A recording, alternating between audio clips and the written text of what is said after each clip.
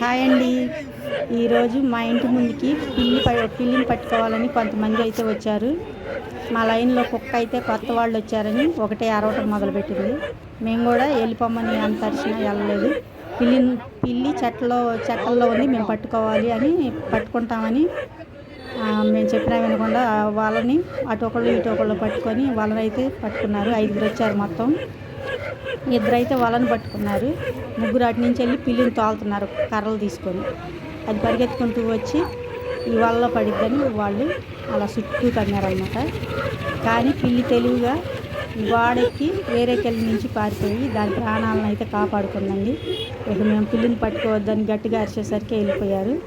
నేను వాళ్ళు చూడకుండా ఈ వీడియో అయితే తీశాను.